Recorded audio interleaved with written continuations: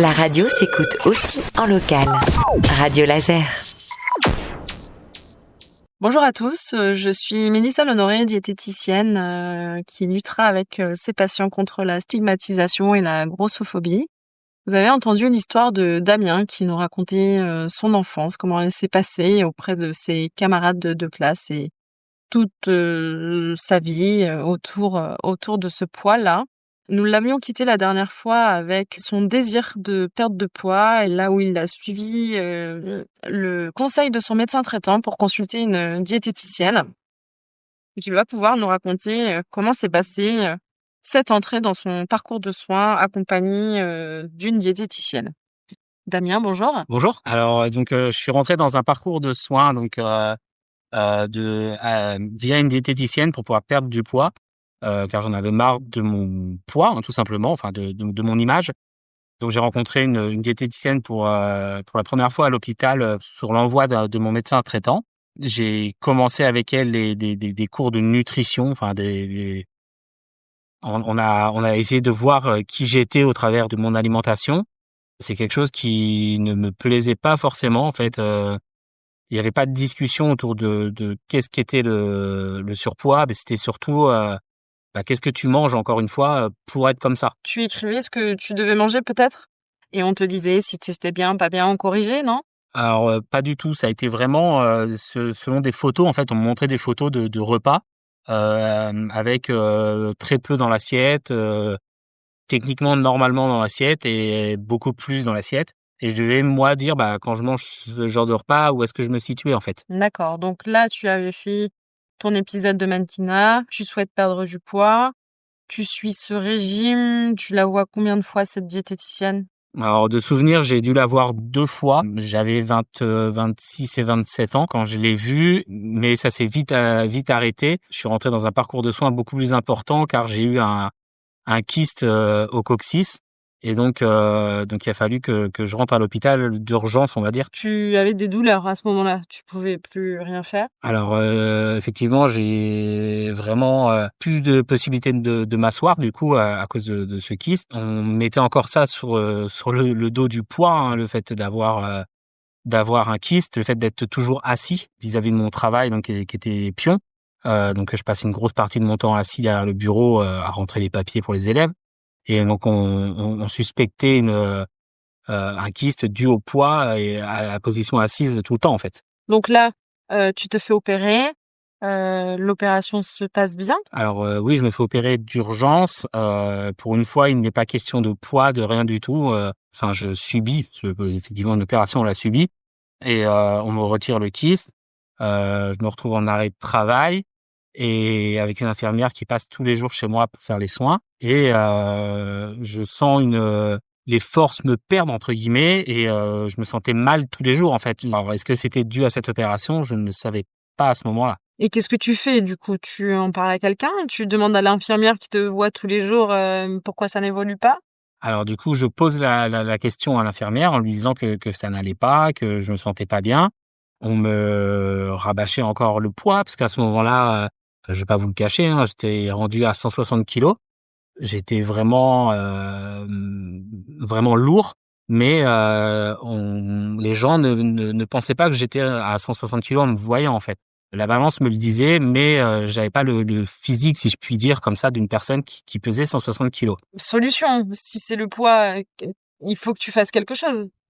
C'est pour ça que je prends rendez-vous avec mon médecin traitant pour en parler beaucoup plus parce que je ne voyais plus la diététicienne du coup, car ça ne me plaisait pas la façon dont c'était évoqué. Je revois mon médecin traitant pour lui expliquer que je me sens pas bien. Alors est-ce que c'est dû à l'opération ou pas, je ne savais pas, mais que quoi qu'il arrive, il fallait que je remonte la pente parce que je pouvais pas rester en arrêt de travail indéfiniment et qu'il fallait que je reprenne mon activité de pion pour être repris l'année suivante en fait. Et qu'est-ce qu'il te dit, ton médecin traitant, dans ce cas-là? Donc lui me parle encore de poids, mais qu'on allait vérifier, qu'on allait faire des examens plus approfondis pour une fois, parce que je lui parlais d'essoufflement, que j'arrivais plus à monter mes 3 étages, que je transpirais beaucoup.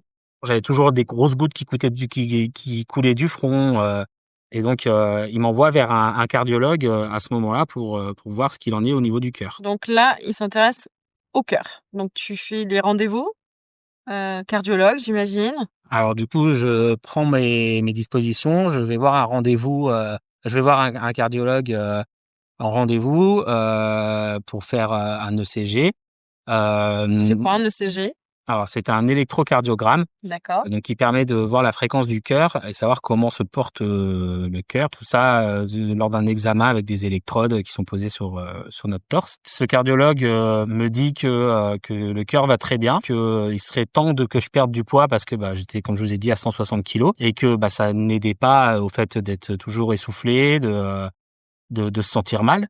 Pour lui, l'électrocardiogramme était bon, mais voilà, il fallait une perte de poids. Donc, il m'a clairement dit, Damien, va falloir perdre du poids. Ok, donc il faut perdre du poids, donc il faut que tu trouves toi-même une solution. Alors, effectivement, pas de solution donnée par ce médecin-là.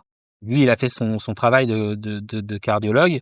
Pour lui, c'était bon, quoi. Il a fait tout ce qu'il y avait à faire. Moi, de mon côté, je me dirige du coup vers un ORL et vers un pneumologue pour vérifier pourquoi est-ce que j'arrive plus à monter du coup ces fameux 3 étages. Dès que je faisais 100 mètres dehors en marchant, j'étais pas bien. Donc, je vais voir ces 2 médecins-là qui restent eux aussi sur de la stigmatisation.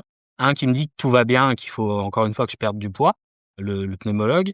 Et l'ORL, lui, me dit, mais monsieur, vous avez pas de cancer en fait, donc tout va bien. Donc on utilise des mots forts et on dit encore que le poids est responsable de tous ces symptômes-là. Damien, qu'est-ce que tu attends alors pour perdre du poids? Effectivement, moi, j'avais déjà entamé cette recherche-là au niveau du poids. Donc, je me dis, voilà, il va falloir effectivement que je perde du poids. Donc, déjà, à cette époque-là, je mangeais pas grand-chose parce que, pour moi, le poids passait aussi par l'alimentation qu'on avait. Donc, c'était beaucoup de salades, beaucoup de repas comme ça, plutôt diète et drastique pour le coup. Mais suite à ça, je retourne voir mon médecin traitant, donc pour lui dire que les médecins que j'ai vus n'avaient pas forcément écouté. Il se passe combien de temps entre cette consultation avec ORL et pneumologue et le moment où tu retournes voir ton médecin généraliste? Même pas une semaine. D'accord. Donc tu étais inquiet pour toi. Ah, là, oui, j'étais rendu à un point où je ne comprenais pas. J'étais déjà allé chez mes parents tout le temps parce que j'étais vraiment pas bien. Je pense une dépression qui s'installait aussi, du fait d'être mal, d'avoir peur de perdre son travail.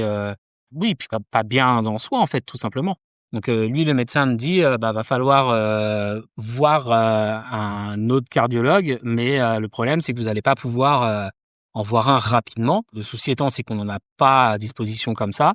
Et donc, ça serait bien de passer par l'hôpital pour le coup, avoir un ECG rapidement et que ça soit après analysé par un médecin ou autre. Mais avoir déjà au moins un ECG, un autre ECG à 2 semaines d'intervalle du premier, mais via l'hôpital de ma ville. Donc là, tu prends rendez-vous, tu consultes ce nouveau cardiologue, ECG. Alors du coup, je me rends directement à l'hôpital juste après le rendez-vous du médecin avec son ordonnance pour aller faire le CG. Et à l'hôpital, ils me disent on peut pas faire des ECG sur demande, faut passer par les urgences. Je rentre directement aux urgences et mis dans une pièce à part où là on me parle pas de CG, mais selon les symptômes que je décris, pour eux j'avais une maladie des poumons assez grave et contagieuse, et donc du coup on me met un peu en quarantaine, on me met en quarantaine dans cette pièce là, et après je rentre vraiment dans un parcours médical assez important du coup. Donc si ce n'est pas le cœur, si ce n'est pas les poumons, si ce n'est pas le cancer, qu'est-ce qui t'est arrivé? Dis-moi. Alors du coup, suite à tous ces examens à l'hôpital, on me dit que j'ai pas de maladie des poumons. Je sors du coup de cet isolement. Donc on est toujours sur la même journée, et le soir même, il y a un turnover d'équipe aux urgences, et la responsable des urgences le soir vient vers moi en me disant qu'elle a regardé mon dossier et que elle se posait des questions vis-à-vis de mon poids, en me disant effectivement j'étais beaucoup trop gros, mais que pour elle il y avait quelque chose qui n'allait pas. Et vis-à-vis des symptômes que je décrivais, elle a commencé à me parler du cœur en me disant que potentiellement je faisais de la rétention d'eau parce que elle trouvait que j'étais gros, mais que mes tissus en fait étaient remplis d'eau en fait, que c'était pas de la graisse pour elle. qui faisait ces 160 kilos là. Donc là, il y a quelque chose d'anormal. Tu es jeune encore, hein, tu as 26 ans, 28 ans même. Donc quelque chose d'anormal, un médecin qui commence à te prendre au sérieux. Ça te met en confiance, tout ça? Alors effectivement, ce médecin-là prend les choses un peu plus à cœur pour le coup et me dit que qu'on va faire un examen donc de mon cœur, donc une échographie pour vérifier la taille de mon cœur et mais juste avant cet échographe qu'elle voulait faire, elle a voulu me donner un traitement qui s'appelle du Lasix. Donc c'est un médicament qui permet d'uriner assez rapidement et de pouvoir vérifier si j'avais effectivement trop d'eau dans le corps. Donc ça fonctionne, l'eau s'en va, tu perds du poids. Alors sur le coup, donc on est toujours sur cette soirée-là. Elle me donne le traitement et peut-être une demi-heure après, j'ai commencé à uriner et j'ai perdu. Enfin, j'ai perdu.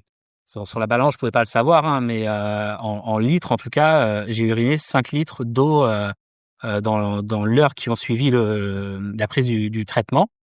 Et donc là, elle récupère l'échographe, elle me fait une écho du cœur et me dit qu'elle trouve que j'ai un cœur qui est beaucoup trop gros, encore une fois, donc ce terme, et qu'il va falloir aller voir un cardiologue d'urgence dans une autre ville. Donc elle appelle cette autre ville pour pour aller voir le cardiologue de nuit, son était de nuit.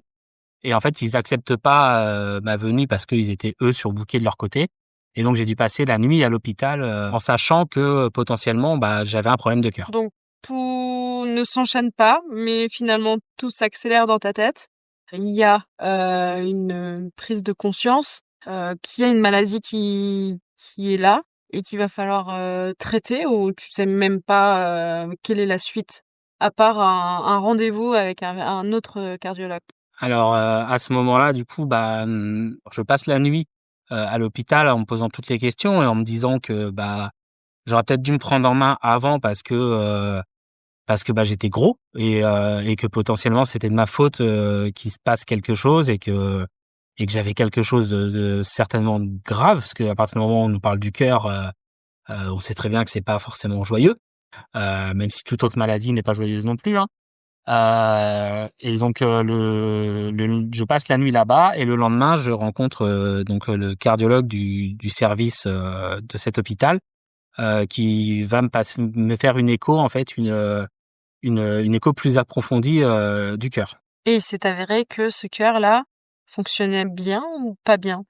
Donc du coup, je vois le cardiologue du service qui me fait une écho plus approfondie et pour vérifier en fait la fraction d'éjection de mon cœur qui normalement chez tout être humain se trouve aux alentours de 65%. Et moi en fait, il s'avère qu'elle trouve une fraction d'éjection à 20%.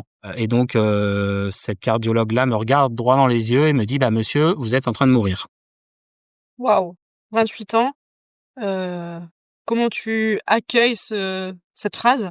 Alors sur le coup, on sait pas trop quoi en penser et puis cette cardiologue te laisse tout seul dans la pièce parce que je sais pas, peut-être qu'elle avait quelque chose à faire à l'extérieur ou pas, mais en tout cas, elle me laisse digérer cette information tout seul, qui est une information qui est plutôt importante à digérer.